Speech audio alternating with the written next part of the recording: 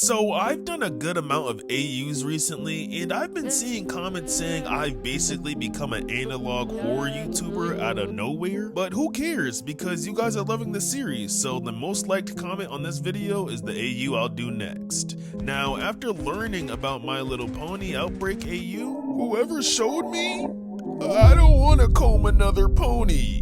Now, before we get started, I have to recap the cartoon for those who never watched. Now, basically, My Little Pony is about a magical world called Equestria where ponies with special powers live, and the show focuses on friendship, magic, and saving their world from different threats. But in this AU, this deadly threat is not physical, and some of the ponies are infected by something called the Mimic Plague.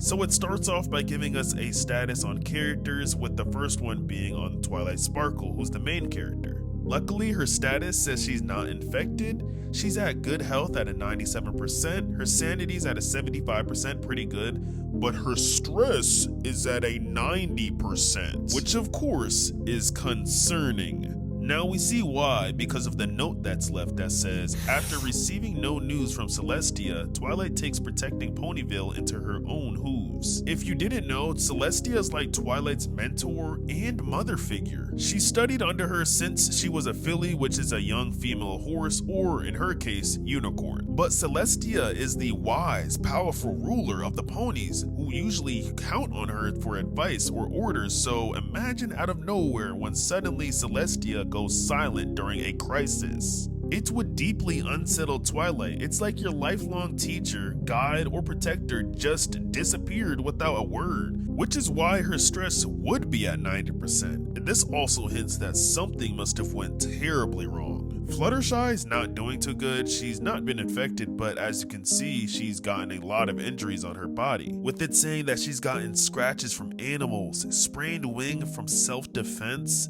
She's even been locked in her cottage since the beginning of the outbreak. So they're not letting her leave her home, and I'm guessing it's because of the aggressiveness the infected probably have. Rainbow Dash is in the green as well. She's basically the ambulance or the police of Ponyville going around in search of ponies in need. And she's most likely accompanied by Pinkie Pie, who's using her pinky senses to help alert her when danger is nearby. Her pinky senses constantly alerting her could most likely be the thing contributing to why her sanity is so low. It's like your spidey senses constantly going off on a day-to-day basis. That could be annoying for her. Rarity's doing great. It seems like she's sheltering the Cutie Mark Crusaders, who are a club that help ponies discover their special talents and earn their cutie marks. And there's Applejack, who's basically housing all of the survivors in her sanctuary at Sweet Apple Acres, which is kinda a risky job because if you let one wrong person in there, everybody's infected. And the outbreak just began, so how do they know who's infected and who's not?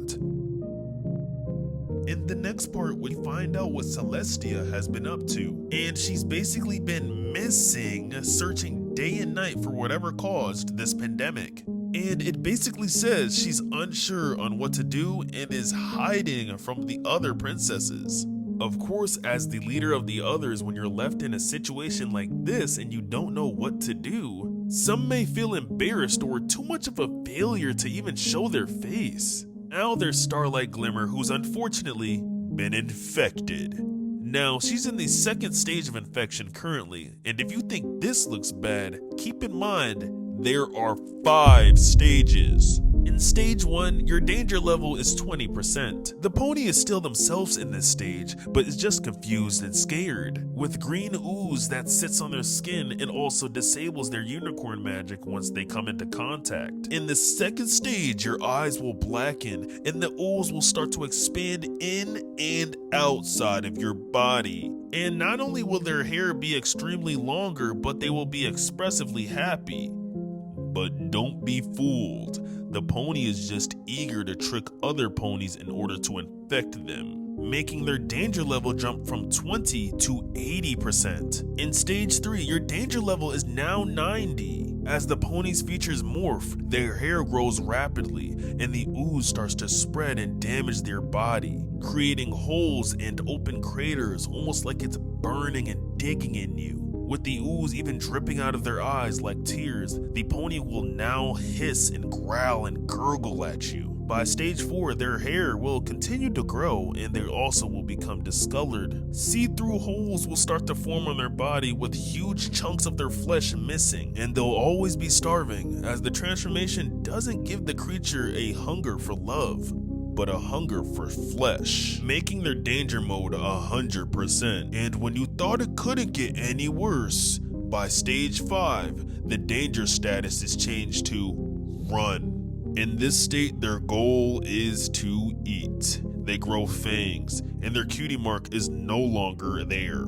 The only benefit from them being in this stage is that they can no longer infect anybody else, as they have no more green ooze coming off their body. And I'm guessing Luna knows what we know about the stages now, because it says that she's been researching restlessly for a solution for the ponies, with her health and sanity being great, but her stress being at 97, isolating herself alone, probably going insane. Princess Cadence is doing good, but she's shut down all transportation to and from the Crystal Empire, which she rules over. And she's waiting a response from Celestia, who I said, of course, is unreachable. Discord himself doesn't really care about the outbreak. He's letting the ponies deal with it. He's basically the spirit of chaos and disharmony, so this kinda makes sense for something that he'd do. His personality is all about being mischievous, so of course he doesn't care about fixing it. It also says that he doesn't know what caused the outbreak, but he also cares about only protecting Fluttershy. It makes sense that he's choosing to only protect her because at one point he was a major villain. He turned Ponyville upside down after escaping stone imprisonment, and after he becomes friends with everybody, but they don't really trust him like that because of his chaotic nature. But Fluttershy was the first one to treat him with kindness and patience, so he'll behave to make Fluttershy proud most of the time. Now, this is the night when Starlight was actually infected. She was in the room talking with Starlight and was saying how she wanted to go see her friend Thorax and see if he's okay. And Twilight reassures her that everything's fine, don't worry, and that to be careful of the Molewurf when she goes out there and be safe. The Molewurf is a deadly creature that Thorax and the other ponies have fought before, so hopefully he doesn't show up in this AU, because that'd be even deadlier. So then she leaves Twilight's house, and while she's walking, some black creature comes up behind her, and then she's infected. Meanwhile, we're taken to Celestia's throne room where she's contemplating and talking about how she's worried about Twilight because she's been sending her messages but hasn't been getting any responses. And then she says maybe she's too caught up with her research, and whatever happens, her and her friends can handle it. And as she says this, meanwhile in the village, an infected foot is coming towards Trixie's house. During that same night, Fluttershy is in her house with no wounds and is about to make dinner. Then out of nowhere, Discord teleports inside of her house, apologizing for the inconvenience. And then Fluttershy looks at him and says, "Oh, Discord, nothing out of the ordinary is happening here, don't worry." And he pauses and looks at her and says, "But I know something isn't right, Fluttershy. Something is wrong." Back at Trixie's house, you can see that she had a little off-screen confrontation with infected Starlight, saying, "Starlight, please, what's wrong with you?" And as you can see, she's in her third stage where she's more 90% dangerous and is hissing. As she tells Starlight to snap out of it and get away from her, she does end up getting away from her, leaving her health at 59%, her sanity at 92, and her stress very high at 81. She even says that she doesn't understand why Starlight attacked her, which lets us know that this all takes place the first day of the outbreak. We sadly don't know at this point if she's infected or not, but she did get patched up, as you can see. Not only did she escape infected Starlight, but she ran straight towards Twilight's house. When she arrived, she of course told Twilight everything that happened, and then at the end of the story asked, "You can surely help her, right?" Twilight doesn't want to believe it at first and kind of starts to panic, but Trixie tells her there's literally no time for this, we need to get her contained now. And that's when Twilight alerts everybody to stay in their home until they can fix what's going on. And at the end of the night, the next day, we're taken over to Applejack's place, where Twilight ends up bursting through the door, fully covered in blood. When Luna and Applejack see her, they ask if she's okay, but she says no. "I just killed Trixie!" And she goes on and tells her that Trixie lost her mind and attacked her last night, letting us know that she was in fact infected by Starlight. So when Twilight was sleeping, infected Trixie tried sneaking her. Luckily, Twilight woke up and teleported behind her and sadly unalived her. And before she left, she yelled at everybody in there to stay put. One interesting part of this AU that I liked is when before she enters Pinky's home is that she realizes she doesn't need to be trotting around with blood on her, which shows us in real time her gaining more of her sanity. Right when Twilight enters Pinky's home, she says, "Oh, we can leave our cottages now. Do you want me to bake you anything?" She's just completely unserious about what's going on because she doesn't know what's going on. And Twilight, interestingly enough, actually sees the smile on her face and the mood she's in and completely shuts it down, telling her that she packed up Trixie. Then Twilight has an emotional moment where she tells her, "Nobody's messaging me back and I'm just so scared," and that she never had to kill a pony before, but Pinky tells her that we're all gonna do this together. And if only she knew, 3 days later there would be dead pony corpse right outside her home, with infected dominating the streets. And after 3 days, Starlight is still going around and infecting everybody, with there not being any cure being made. For the past days, Twilight's been doing studying and researching, sending out messages back and forth between other people. That's when Pinky tells her they're banging on the windows at night, which lets us know how much of a threat they are even more. They can most likely smell these ponies out. Then Twilight drops an emergency broadcast for every pony about the mimic plague.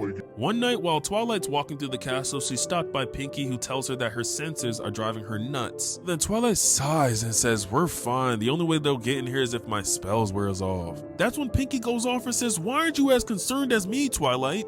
Twilight says, "Excuse me?" Pinky continues and says, "What are we waiting around for? We're not gonna solve any problems sitting inside this castle. It's wrong." Then she charges up her horn and they're teleported away. And in another room, Twilight tells Pinky, "I'm trying my best here. I'm not perfect, Pony." Then Pinky says, "I'm not saying that, Twilight. I just think there's a better way to do everything." Then Twilight says, "How am I supposed to know the perfect way to accommodate ponies in this mess? This isn't a friendship problem. This is an attack on pony kind. It's nothing we've ever faced before. Ponies have rarely killed any villains we've faced before." This is great character development, as in a series like My Little Pony, which has fighting but is also for kids, you kinda miss out on the moments like this where the characters are put in situations they'd never been put in before instead of the same situations with just different characters. After a long pause, Pinky says, "We need Discord." And Twilight says he's not coming to help us.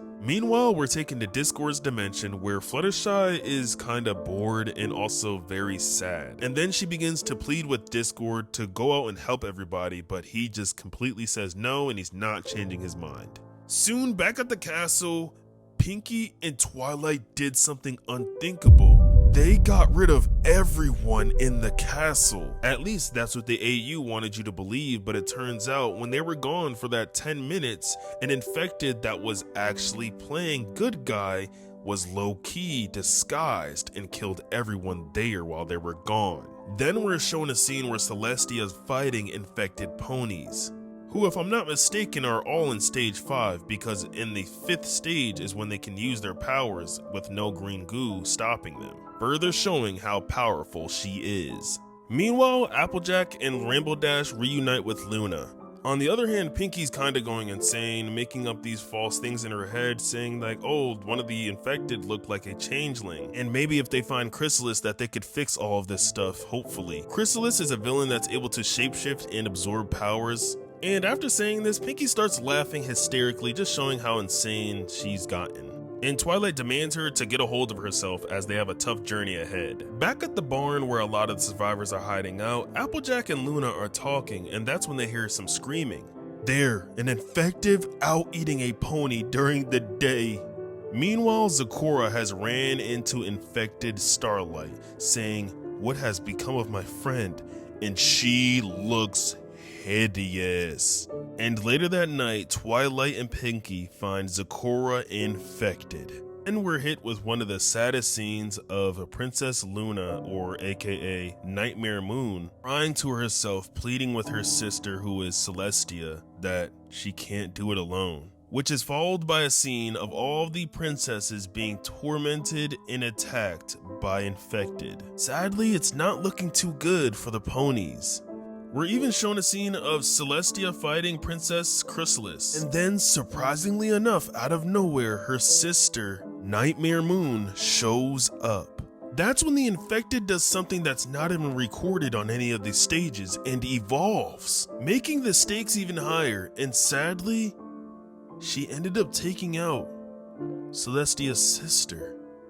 With only her injuries and trauma left, it fueled her anger, making her transform into her strongest form called Daybreaker. And right before she's about to incinerate the creature, she notices that it looks kind of like Twilight. And then blood splatters across the screen, which is followed by a huge explosion as she self-destructed herself. All the ponies in the area are left distraught as they watch and see this explosion go down. Everyone's left at complete despair, speechless, but the only one with a huge smile on their face is Starlight, who says, "Aw, poor ponies, feeble attempts. Useless. Your pony princess decided to go boom." Then Twilight says, "How do you know that? You don't know what happened." Then Starlight says, "Oh, because I was there. I'm everywhere and anywhere all at once. I made sure to create this host to carry on my essence in case you foolish ponies manage to destroy the original." And as all the ponies listen, left speechless, she says, "You seriously thought I wouldn't come up with a backup plan?" And the ponies prepare for battle, other ones clenching and running for their life. But it's all worthless. Twilight's taken down, and the others are trying their best to take down the infected. Meanwhile, in Starlight's body, she's pleading with her to stop and leave her friends alone, saying, "I know you hate me and my friends, but can you just please stop?" Chrysalis actually took over Starlight's body, trapping her in her own consciousness, with her not able to fight back. And then she says, "Now then, let us give your friends a true lesson of teamwork," and starts to take them down one by one, slaughter by slaughter. And as Pinky is caring for a badly wounded Twilight, she watches as Rarity is picked up and blown to pieces. Make sure to subscribe so you never miss out on the next part, as it's not out yet. God bless you people. Make sure to check out the other AUs. Peace.